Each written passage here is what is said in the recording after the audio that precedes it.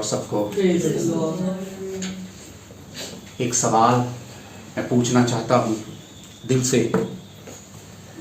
एक आवाज है जो बार बार हम सबको परेशान करती है, एक आवाज, और मैं पूछना चाहता हूं कौन है वो, और किसने कह दिया है कि आपकी प्रार्थना नहीं सुनी जाती है? कोई है जो आपसे कहता है आपके कानों पे आपकी प्रेयर्स नहीं सुनी जा रही हैं? कौन है वो जो कहता है कि आपकी प्रार्थनाएं नहीं सुनी जाती हैं?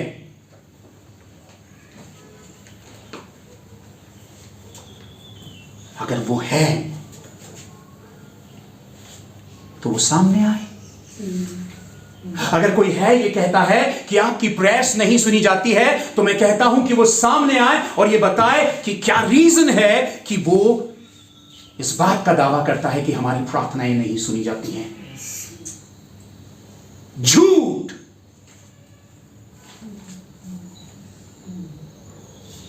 झूठ, झूठ का फैलाने वाला आपके मेरे दिल तक अपनी पहुंच पहुंचाता है, आपके मेरे दिल तक अपनी पहुंच लेकर आता है और वो झूठ फैलाता है। वो चाहता है कि आप विश्वास में गिर जाएं। वो चाहता है कि आपकी आवाज कमजोर हो जाए।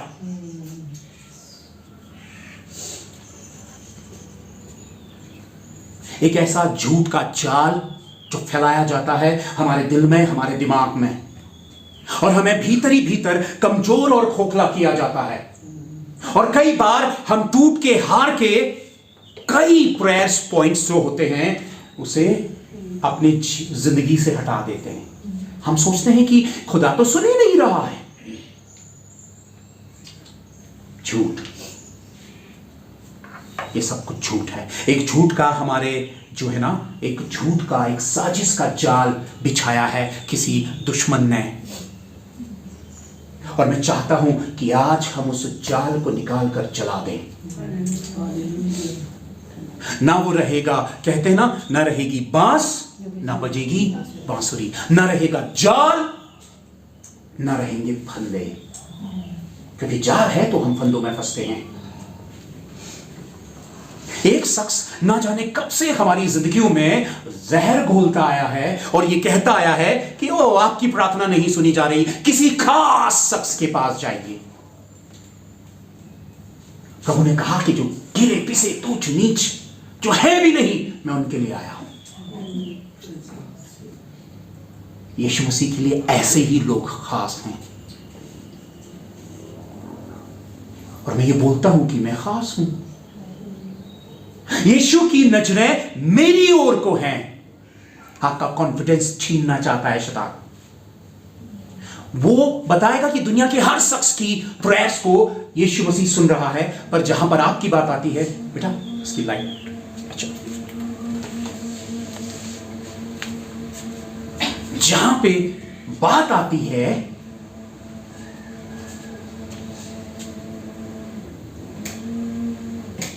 बहुत ही निचले स्तर की साजिश है ये। धीरे धीरे अपनी नेगेटिविटी वो हमारे भीतर फैलाता है, और हम, ठीक है, हम कई बार उसे जान नहीं पाते हैं, लेकिन हमारी डिप्रेशन की वजह, हमारी निराशा की वजह कई बार ये होती है कि शायद प्रभु का ध्यान मेरी ओर को नहीं है।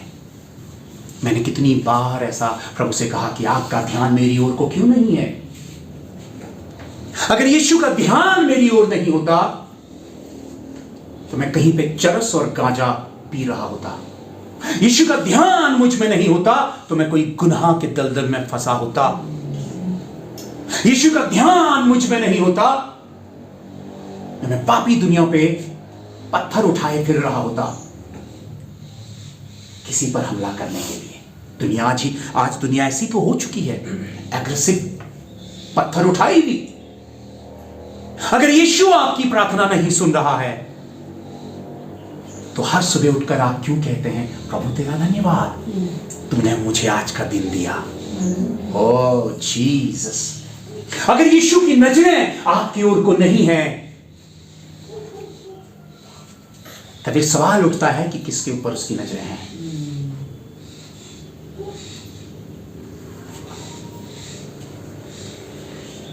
इस झूठ को आपने मैंने अपनी जबान से खारिज करना है। मैं मेरे लिए और आप आपके लिए।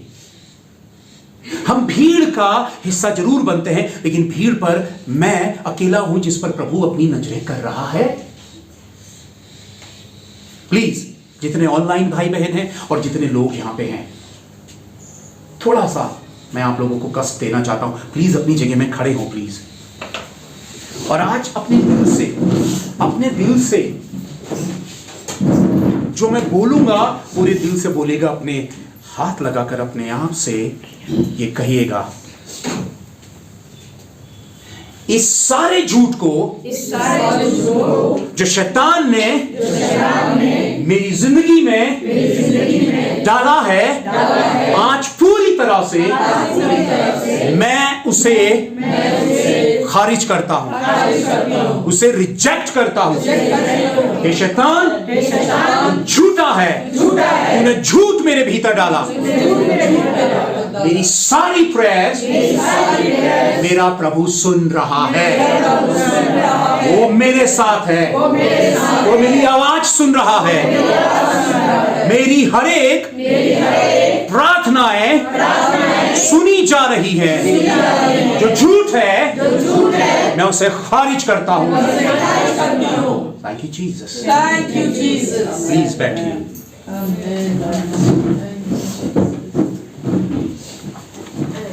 उसका काम क्या है? उसका काम क्या है? जंगली बीज बोना। उसका काम है जंगली बीज बोना। उसका काम है आपकी मेरी जिंदगी में जंगली बीज बोना और आपको मुझे होपलेस कर देना। कुछ भी कहने से पहले आपके भीतर एक हिस्सा चलेगा आपके इनसाइड पर, ये नहीं हो सकता, ये पॉसिबल नहीं है। कौन है वो जो इस आवाज में आपसे बात कर रहा है? ओ, ये तो नहीं हो सकता। अरे ये मैंने प्रेयर पे मांगा, ये तो हो ही नहीं सकता। किसकी आवाज है ये? ये आवाज किसकी है जो आपकी प्रेयर पर डाउट वाली आवाज लेकर आ रहा है? एक दूसरी आवाज है। जब आप कहते हैं प्रभु आप मुझे चंगाई देने जा रहे हैं, एक दूसरी आवाज कहती है पॉसिबल नहीं है। किसकी है ये आवाज? ओह, मेरे जीवन पे ये चीज पॉसिबल हो सकती है। दूसरी आवाज कहती ये पॉसिबल नहीं है। ये आवाज किसकी है? ये झूठी आवाज को पकड़ना बहुत ज्यादा जरूरी है। अगर घर से कचरा साफ नहीं होगा तो वह गंदगी फैलाएगा, और यीशु अपना लहू इस गंदगी को साफ करने के लिए लेकर आया। वो है आपका मेरा विश्वास। क्यों नहीं सुनता है यीशु आपकी प्रार्थना? वो आपको कभी भी अनदेखा नहीं करेगा। वो आपको कभी शर्मिंदा नहीं होने देगा।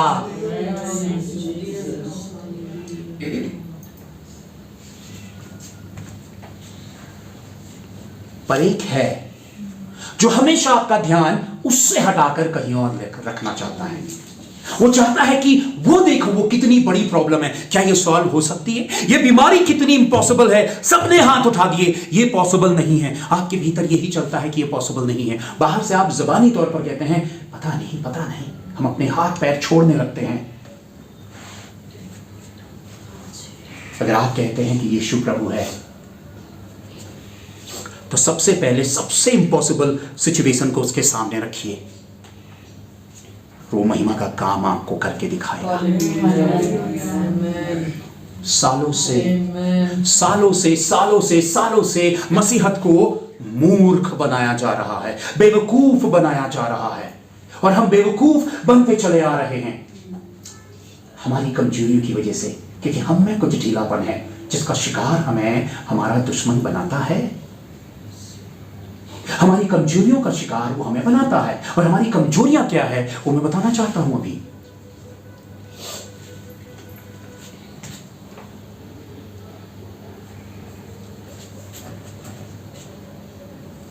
मैं ये विश्वास से कहता हूं, मुझे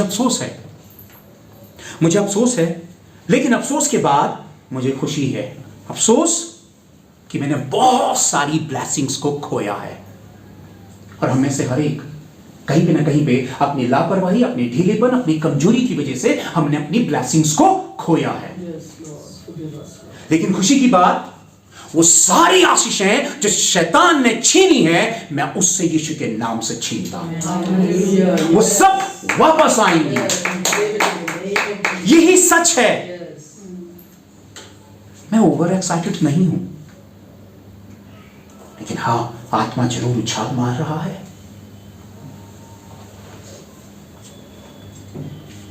बोलिएगा, बैठे बैठे बोलिएगा, मेरी सारी खोई हुई छीनी हुई आशीषें वापस आ रही है।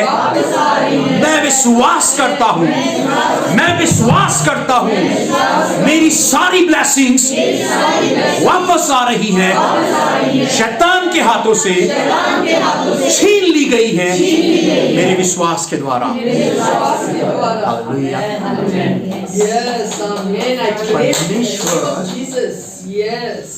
खुदा चाहता है कुत्ते की संतान कुत्ता, बिल्ली की संतान बिल्ली, गाय की संतान गाय, भैंस की संतान भैंस, परमेश्वर की संतान परमेश्वर के बेटे और बेटियां। यही तो सच है।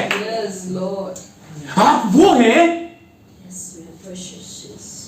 जिसकी आइडेंटिटी को छिपाया जा रहा है और आपसे कहा जा रहा है कि आप भीड़ में खोने वाले शख्स हैं। आपकी कोई वैल्यू नहीं है। अपनी शक्ल देखो, अपनी पर्सनालिटी देखो, अपने आप को देखो। पर हम न्यू क्रिएशन है, ये बात भी मत भूलिए। परमेश्वर ने हमें नई सृष्टि बना दिया है। बोलिएगा मेरे साथ, ऑनलाइन भी भाई बहन और जितने यहां पे हैं, जो मैं था मैं वो नहीं हूं। जो मैं था मैं वो नहीं हूं, मैं वो हूं जो यीशु कहता है। मैं वो हूं जो यीशु कहता है। दूसरी आवाज है ना, उसे भी पता चलेगा कि आपकी आवाज कितनी बुलंद है।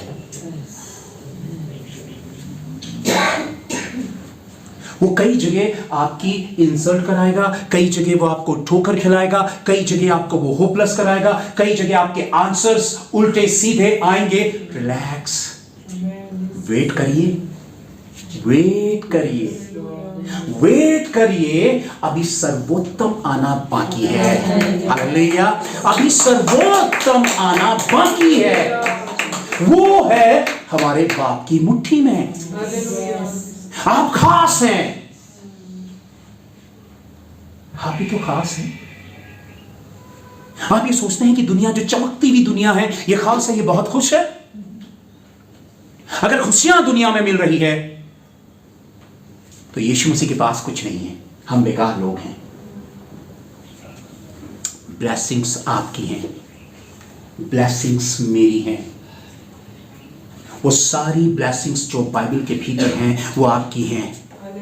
प्लीज दिल से बोलिएगा, मैं कमजोर नहीं हूं, मैं हारा हुआ नहीं हूं, मैं कमजोर नहीं हूं, मैं हारा हुआ नहीं हूं। मैं अपनी सारी कमजोरियां, मैं अपनी सारी वीकनेसेस क्रूस पे देता हूं।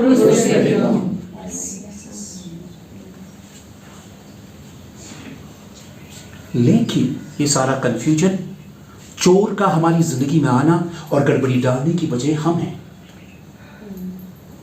मैं ही वजह देता हूं शैतान को मेरी जिंदगी में आकर गड़बड़ी फैलाने की। और क्या मैं इस बात को एक्सेप्ट करूं? हाँ, मुझे एक्सेप्ट करना चाहिए।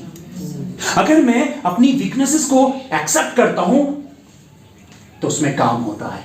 अगर मैं अपनी कमजोरियों को छिपाता हूं तो मैं एक और बड़ी गलती करता हूं। और हमारी वीकनेसेस क्या है? क्या हम प्रार्थना करने वाले लोग हैं? मैं इसी सब्जेक्ट पर बात करना मांग रहा हूं। क्या हम प्रेयर करने वाले लोग हैं? क्या हम प्रार्थना करते हैं? और अगर हम प्रार्थना नहीं करते हैं तो उसके साइड इफेक्ट्स कितने बुरे हैं? क्या आप प्रार्थना करने वाले हैं? अगर आप प्रार्थना करने वाले हैं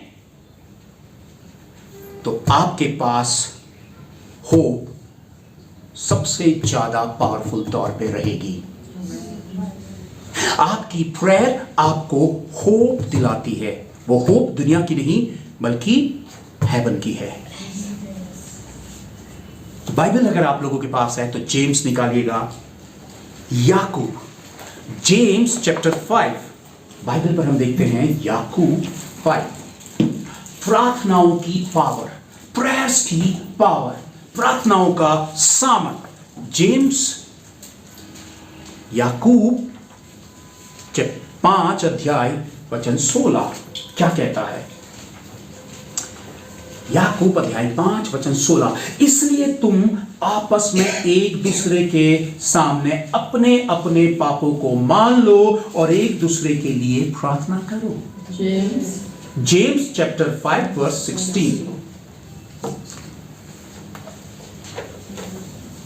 इसलिए तुम आपस में एक दूसरे के सामने अपने अपने पापों को मान लो और एक दूसरे के लिए प्रार्थना करो। पापों को मान लो का मतलब है हम्बल होना।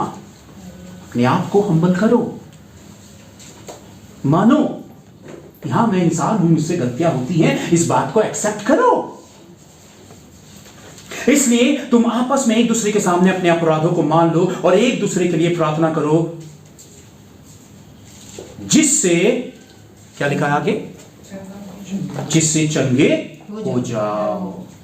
एक दूसरे के लिए प्रार्थना करो जिससे क्या हो जाओ? चंगे हो जाओ। चंगा सिर्फ फिजिकली चंगाई नहीं है, किसी बीमारी से चंगाई नहीं है। आपकी सोच की चंगाई, मन की चंगाई, डिप्रेशन की चंगाई, गड़बड़ी की चंगाई, लड़ाई झगड़ों के बीच में चंगाई और बीमारी से चंगाई। एक दूसरे के लिए प्रार्थना करो और प्रार्थना क्या करेंगी? हमें चंगा। देखिए सबसे बड़ी बात, धर्मी जन की प्रार्थना के प्रभाव से बहुत कुछ हो सकता है। धर्मी जन की प्रार्थना के प्रभाव से बहुत कुछ हो सकता है। अगर मैं आप सबसे पूछूं कि धर्मी कौन, राइचस पर्सन कौन, धर्मी कौन, आप बताएंगे कौन है धर्मी?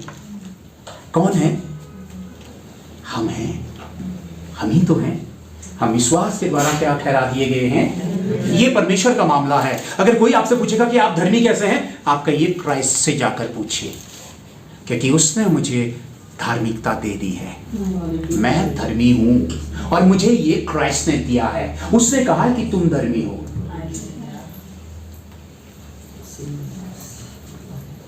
और धर्मी जन की प्रार्थना से कितना कुछ हो सकता है। क्या आप सोच रहे हैं कि दुनिया कितनी बुरी हालात पर है? हम सब जान रहे हैं, बहुत मुश्किल हो रहा है। नहीं, मैं आपको बताना चाहता हूं कि ये दुनिया अभी भी कायम है, क्योंकि इस पूरे वर्ल्ड के भीतर खुदा के लोग हर दिन प्रेयर्स कर रहे हैं और प्रार्थनाओं की वजह से ये दुनिया अभी भी कायम है और हम सांसों पे सांसें ले रहे हैं। धर्मी जन की प्रार्थनाओं से के प्रभाव से बहुत कुछ हो सकता है।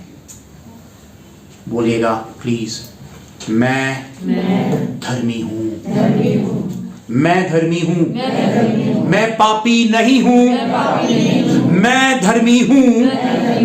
इसलिए मेरी हर प्रार्थना सुनी जा रही है।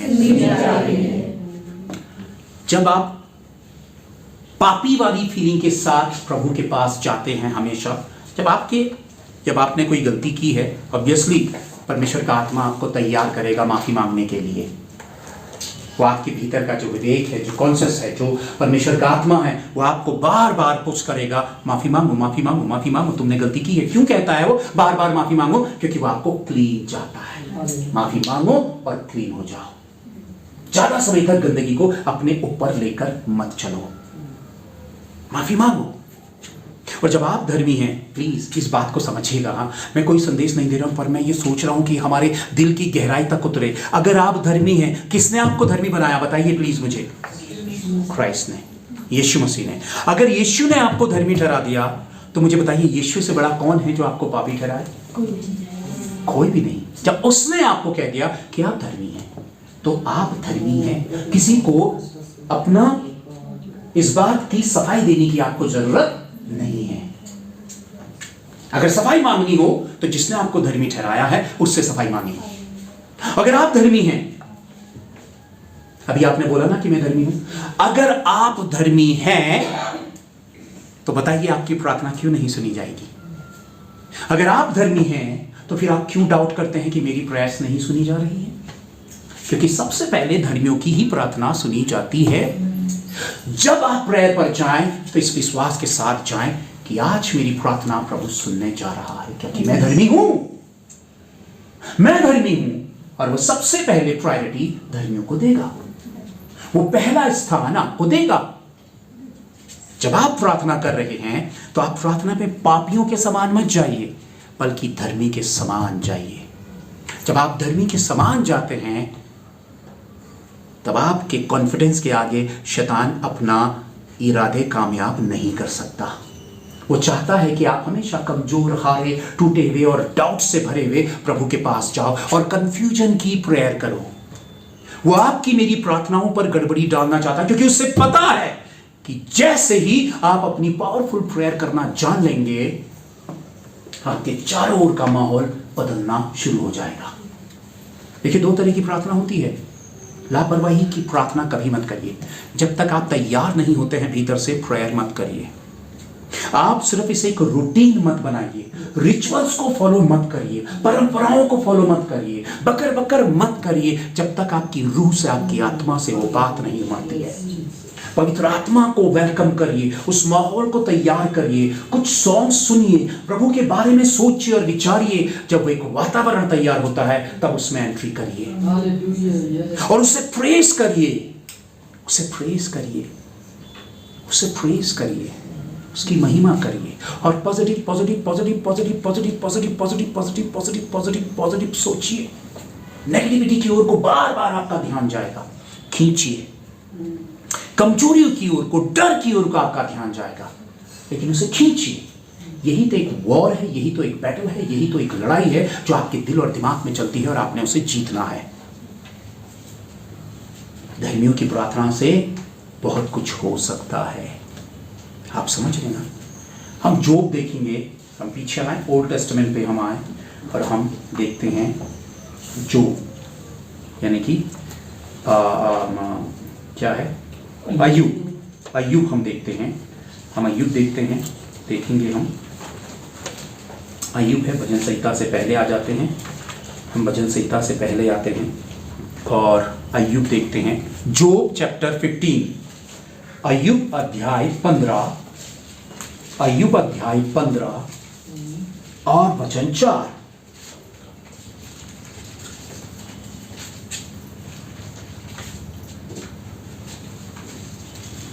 एक बिलीवर के लिए, एक मसीही व्यक्ति के लिए, अगर वो प्रेयर करने वाला नहीं है तो ये बहुत ही डेंजरस सी बात है। और प्रार्थना ना करने के जो नेगेटिव इफेक्ट्स हैं, नंबर 4, वरन तू परमेश्वर का भय मानना छोड़ देता और परमेश्वर पर ध्यान लगाना और उसे छुड़ाता है। अगर आप प्रेयर करने वाले नहीं हैं तो आप परमेश्वर से दूर जा रहे हैं। परंतु परमेश्वर का भय मानना छोड़ देता है। जिसके भीतर परमेश्वर का डर नहीं है वो प्रेयर नहीं करेगा। प्रेयर ना करने के, अगर आप ये सोचते हैं ना कि रोज मैं प्रेयर कर रहा हूं, आखिर इसकी क्या वैल्यू है, प्रेयर्स की, प्रार्थना का क्या महत्व है मेरे जीवन पे, क्यों मैं प्रार्थना कर रहा हूं? और कई लोग प्रार्थना नहीं करते हैं। अगर आप में से कोई ऐसा है जो प्रेयर नहीं करता है तो उसका मतलब है कि उसके भीतर परमेश्वर का डर नहीं है। जब परमेश्वर का डर ही नहीं है तो फिर प्रेयर क्यों करेगा? वो भय नहीं मानता है परमेश्वर का। बहुत डेंजरस सी बात है। जब भय नहीं मानता है, जब डर नहीं मानता है, तो समझ लो वो रिस्पेक्ट नहीं दे रहा है परमेश्वर को। परंतु परमेश्वर का भय मानना छोड़ देता और परमेश्वर का ध्यान लगाना और उसे छुड़ाता है। अपनी लाइफ में ऐसे लोगों के करीब होइए जो प्रार्थना में प्रभावशाली हों, जो आत्मिक प्रार्थना में एक मजबूती के साथ प्रेयर करने वाले लोग हैं, क्योंकि उनके इर्द गिर्द आपकी ज़िंदगी में बड़े चेंजेस आ सकते हैं। कोई और वजह आपकी लाइफ में चेंजेस नहीं ला सकती हैं। इसी का जोब 27 हम देखते हैं। प्रार्थना ना करना, परमेश्वर का भय ना मानने वाले लोग क्या नहीं करते हैं? प्रार्थना। परमेश्वर का जिनके अंदर डर नहीं है वो प्रेयर्स नहीं करते हैं। 27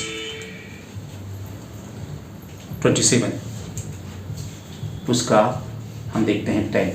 क्या वह सर्वशक्तिमान में सुख पा सकेगा और हर समय परमेश्वर को पुकार सकेगा? उसकी लाइफ के लिए कोई होप नहीं जो प्रेयर नहीं करता है। वो ब्लेसिंग्स, वो आशीषें उसके लिए नहीं है जो क्या नहीं कर रहा है?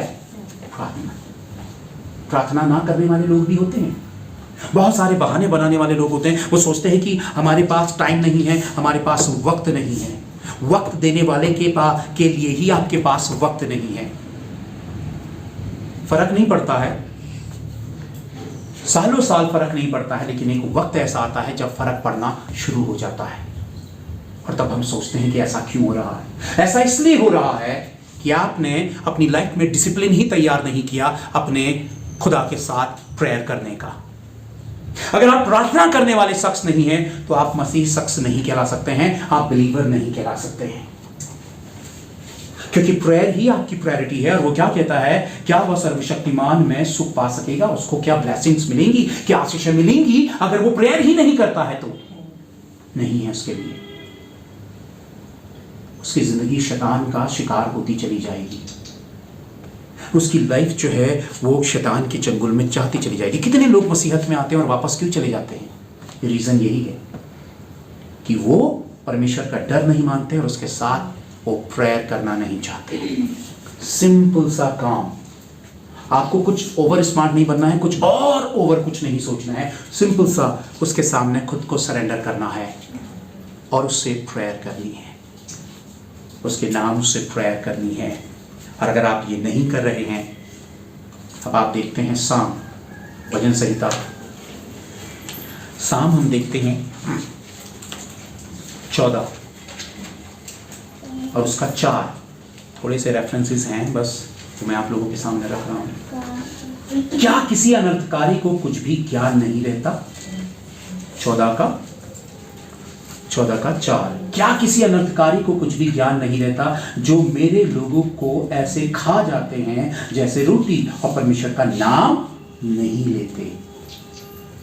ऐसे लोग विश्वासियों के लिए भी घातक हैं और गैर विश्वासियों के लिए भी, क्योंकि वो परमेश्वर के वो लोग भी नहीं हैं और परमेश्वर के लोगों में भी वो गड़बड़ी डालते हैं। जो प्रेयर करने वाले लोग नहीं हैं वो आपकी जिंदगी में डाउट्स डालेंगे, गड़बड़ियां डालेंगे। और यही वो कहता है, क्या किसी अनर्थकारी को कुछ भी ज्ञान नहीं रहता, जो मेरे लोगों को ऐसे खा जाते हैं जैसे रोटी और परमेश्वर का नाम नहीं लेते। परमेश्वर का नाम नहीं लेते।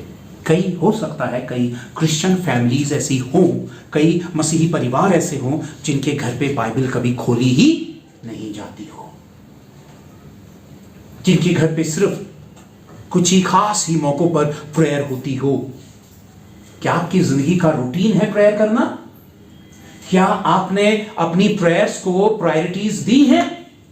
क्या आपने अपनी प्रार्थना को महत्व दिया है? या आप कुछ भी लापरवाही के साथ आप प्रभु के साथ बैठते हैं और कुछ भी लापरवाही में टाइम एक्सपेंड करते हैं और आप उसे काउंट करते हैं प्रार्थना में? आपको पता है किसके सामने जाते हैं? परमेश्वर के सामने। आपकी जिंदगी का सबसे पावरफुल हिस्सा है जब आप प्रेयर पर जाते हैं। उस वक्त परमेश्वर आपके सामने रूबरू होता है। पर आप कैसे लापरवाह हो सकते हैं? मैं अपनी प्रेयर्स पर कई बार लापरवाह हुआ हूं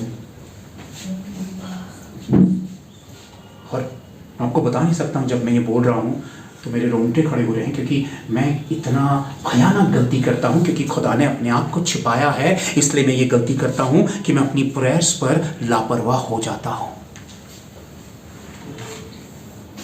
कहावत है ना वो, सावधानी हटी दुर्घटना घटी। हमारी सावधानी जैसे हटेगी, शैतान हमें वैसे ही शिकार बनाना शुरू कर देगा। संसार का जो टेस्ट है ना वो बहुत ही अच्छा लगता है, लेकिन वो एक मीठा पॉइजन है जो हमें निगलता है। तो जब आप प्रेयर करने जाते हैं तो इस बात को अपने जहन पे सोचिए कि मैं बंद कमरे में परमेश्वर के साथ मुलाकात करने जा रहा हूं। उस कमरे के भीतर मेरा खुदा है। और जब आप अपने नीज पर, अपने घुटनों पर आते हैं, जब आप प्रार्थना करते हैं, मैं आपको विश्वास दिलाता हूं, मेरी कई प्रेयर्स पर मुझे करंट लगे हैं, मैं झटका हूं, मैं गिरा हूं, मैं अपने बंद कमरे में नाचता हूं, हंसता हूं, अजीब अजीब सी हरकतें करता हूं, क्योंकि परमेश्वर की मौजूदगी, ओह जीसस, मुझे इस दुनिया का शख्स नहीं रहने देती। मैं कुछ और हो जाता हूं, मैं भूल जाता हूं मैं कौन हूं, मेरा नाम क्या है, मेरी फैमिली है, मेरी जरूरत है, मेरी आवश्यकता है, मुझे क्या करना है, क्या होना है, क्या पाना है, क्या जीना है, कौन मेरे साथ है, किसके साथ मेरी प्रॉब्लम है, क्या है, सब जीरो। जब आप प्रेयर करते हैं तब आप उठाए जाते हैं परमेश्वर की महिमा के अलौकिक स्तर में। पता है प्रेयर करने वाले लोगों को आप कैसे जानेंगे? उनके बिहेव में कुछ अलग से चेंजेस आपको देखेंगे, उनके नेचर पर आप बड़े बदलाव देखेंगे और पता चलेगा कि ये प्रार्थना करने वाले लोग हैं, क्योंकि प्रार्थना पर ही आपको प्रोवाइड किया जाता है। परमेश्वर आपको तैयार करता है प्रेयर पर। यीशु मसीह 40 दिन के लिए प्रेयर पर चला गया था और जब वापस आया उसने दुनिया को पलट दिया। क्राइस्ट के चेले थे, डिसाइपल्स थे, 120 लोग। पेंटिकोस्ट के दिन दुनिया के लिए एक नई चीज सामने आई। आत्मा से भरे हुए लोग, आग से भरे हुए लोग, सामर्थ से भरे हुए लोग। लेकिन उन्होंने किया क्या?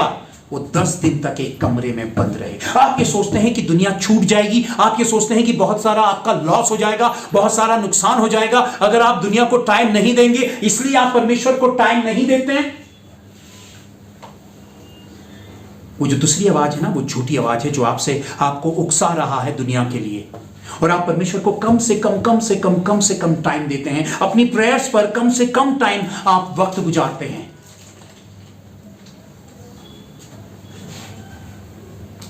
आपका रुझान, आपकी दिलचस्पी दुनिया है, और शैतान यही चाहता है, अरे बस जल्दी करो, हाँ चलो आमीन बोल दो, हाँ नहीं कल करना। आपका बॉडी जो है ना वो आपका दुश्मन है, वो हमेशा आपसे यही कहेगा, अरे देखो इतना काम पड़े हैं। जैसे प्रेयर पर जाएंगे आपको 100 काम गिनाने लग जाएगा। आपका शरीर, आपका एनिमी, आपका शत्रु है आपका शरीर। अगर ये प्रार्थना के लिए तैयार नहीं होता है, इसे सजा दो। और सजा क्या है? फास्टिंग प्रेयर पे चले जाओ, फास्टिंग प्रेयर्स पे चले जाओ, क्योंकि जब आप फास्टिंग प्रेयर्स पे जाते हैं तब आपका शरीर कमजोर होता है और आपकी आत्मा बलवंत होती है।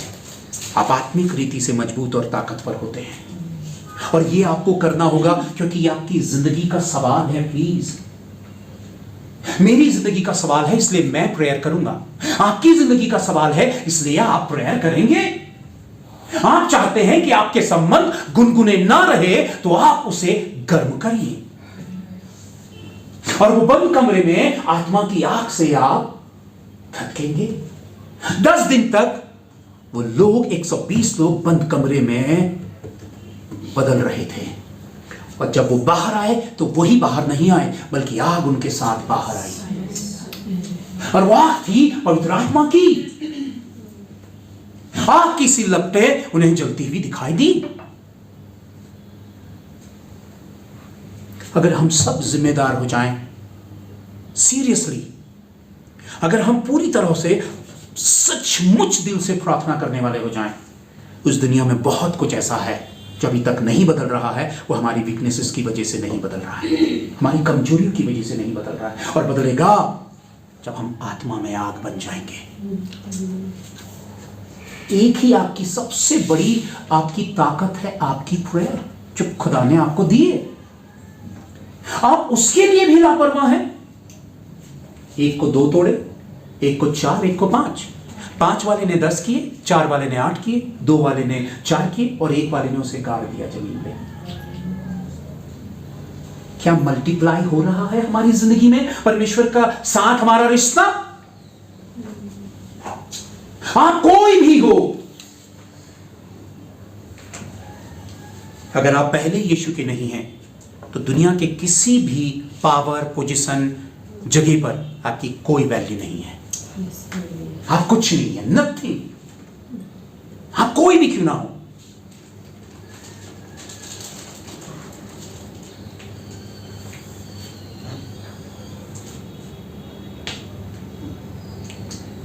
फिर हम देखते हैं प्लीज, उसी में आ जाते हैं जोब पे, अय्यूब पे आते हैं और उसका 28 हम देखते हैं, और उसका हम देखते हैं 7 से 9। उसका मार्ग कोई मांसाहारी पक्षी नहीं जानता। किसका? चैप्टर 28, अय्यूब अध्याय 28, जोब 28 वर्स 7 to 9। उसका मार्ग कोई मांसाहारी पक्षी नहीं जानता। मांसाहारी पक्षी कौन है पता आपको? शैतान, ताकि वो आप पर हमले करे। जब आप प्रेयर करते हैं तो शैतान आपको ढूंढ नहीं पाता है। प्रेयर करने वालों को शैतान ढूंढ नहीं पाता है। James chapter 28 verse 7। उसका मार्ग कोई मांसाहारी पक्षी नहीं जानता और किसी गिद्ध की दृष्टि उस पर नहीं पड़ती। गिद्ध कौन है? शैतान। ढूंढ ही नहीं पाएगा। शैतान आपको कब ढूंढ नहीं पाता है? जब आप प्रेयर करने वाले बनते हैं। शैतान ढूंढते रह जाएगा आपको, कहां गए, कहां गए, कहां गए। साम 91 क्या कहता है? परमेश्वर मेरा शरण स्थान है। मतलब वो शेल्टर है खुदा, जिसके भीतर आप छिप जाते हैं। ओ जीसस, हालेलुया। खुदा ने शेल्टर तैयार किया है आपके लिए। जैसे ही आप प्रेयर करते हैं आपको छुपा देता है खुदा। हर बीमारी, हर रोग, जाने कितना कुछ चल रहा है इस दुनिया में। आई फ्लू भी चल रहा है, अपने आप को बचाकर चलिए प्लीज। उसका मार्ग कोई मांसाहारी पक्षी नहीं जानता और किसी गिद्ध की दृष्टि उस पर नहीं पड़ी। उस पर हिंसक पशुओं ने पांव नहीं रखा। यानी कि शैतान के हमले आपके ऊपर नहीं हो सकते हैं, क्योंकि खुदा आपको प्रोटेक्ट कर रहा है। नंबर 9, मनुष्य चकमक के पत्थर पर हाथ लगाता और पहाड़ों को जड़ ही से उखाड़ देता। यानी कि प्रॉब्लम्स, जब आप प्रार्थना करते हैं पहाड़ जड़ से उखड़ जाते हैं। जब आप प्रेयर करने वाले शख्स हैं, अगर आप प्रार्थना करने वाले शख्स हैं, प्लीज होपलेस मत होइए, होपलेस मत होइए। लूक चैप्टर 18 वर्स 1 क्या कहता है? या मत छोड़ो, प्रेयर करते रहो, करते रहो, करते रहो, करते रहो, करते रहो, करते रहो, करते रहो, करते रहो। हौसला मत छोड़ो, प्रेयर करते रहो, करते रहो, करते रहो, करते रहो। मत छोड़ो हौसला, क्योंकि आपके लिए सामर्थी आशीषें तैयार हो रही है। यहां आप प्रेयर कर रहे हैं, वहां आग और बढ़ रही है। यहां आप प्रेयर कर रहे हैं, वहां आग और बढ़ रही है। यहां आप प्रेयर कर रहे हैं, वहां आग और बढ़ रही है। खुदा आपको ही नहीं बताएगा, ओ आप प्रेयर कर रहे हैं, इतना आंसर बन चुका है, इतना बन चुका है। प्रेयर एक सीड है, एक बीज है जो बोया जाता है और बढ़कर विशाल पेड़ बन के वो ब्लेसिंग्स के फल लेकर आता है, जिसे कोई तूफान गिरा नहीं सकता है। आपकी प्रार्थनाएं वो हैं, मेरी प्रार्थनाएं वो हैं। 91, जो परम प्रधान की छाए हुए स्थान में बैठा है वह सर्वशक्तिमान की छाया में ठिकाना पाएगा। सबसे पावरफुल शेल्टर, सुरक्षा का हिस्सा। जब आप प्रेयर करते हैं तब आप परमेश्वर के साथ उसकी सुरक्षा के घेरे पे रहते हैं।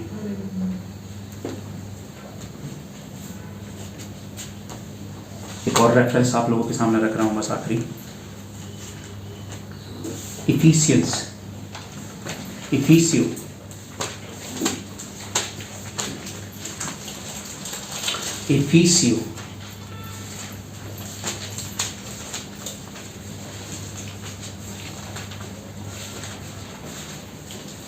चैप्टर 6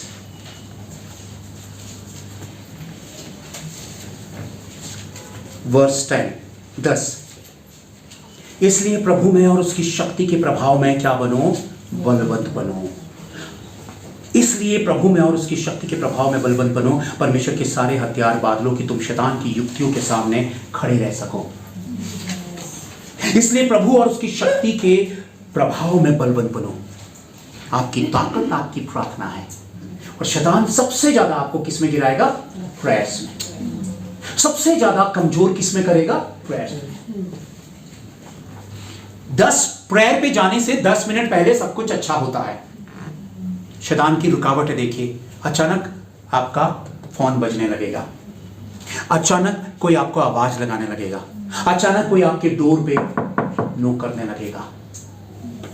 शैतान का काम है, उसे पता है कि जिस घड़ी आप प्रेयर पर बैठ गए वो सब कुछ पालेंगे जिससे वो डरता है, जिससे वो डरता है, और वो नहीं चाहता है कि आप वो सब कुछ पालें।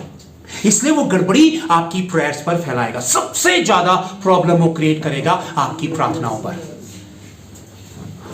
वो नहीं चाहेगा कि आप प्रार्थना करें, वो हमेशा गड़बड़ी फैलाएगा, वो आपको बेचैन कर देगा, वो आपको घबरा देगा, वो आपको डरा देगा, वो आपका दिल ध्यान खींचने की कोशिश करेगा किसी न किसी रीजन से। वो कामयाब हो गया। अगर आप उसकी बहकाव में आ गए, वो कामयाब हो जाएगा। मैं क्या करता हूं,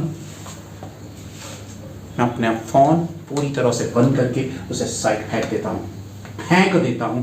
ऐसा वर्ड मैं यूज कर रहा हूं, फेंक देता हूं।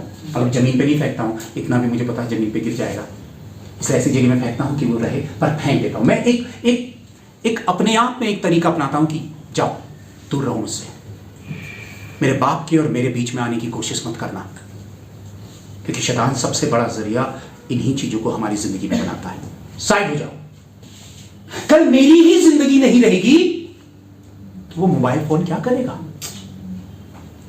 मेरी ही लाइफ नहीं रहेगी तो मोबाइल फोन का मैं क्या करूंगा? मेरी ही लाइफ सेफ नहीं होगी तो फिर मैं मोबाइल फोन का क्या करूंगा? प्रभु है, प्रार्थना है तो मोबाइल फोन है, मोबाइल फोन है तो मैं नहीं हूं, ऐसा नहीं है। मेरा प्रभु है, मैं हूं तो मोबाइल फोन है। मेरा प्रभु मेरी जिंदगी में है तब ये फोन है। ये फोन है इसलिए मैं मसीह में नहीं हूं, बल्कि मैं मसीह में हूं इसलिए फोन है।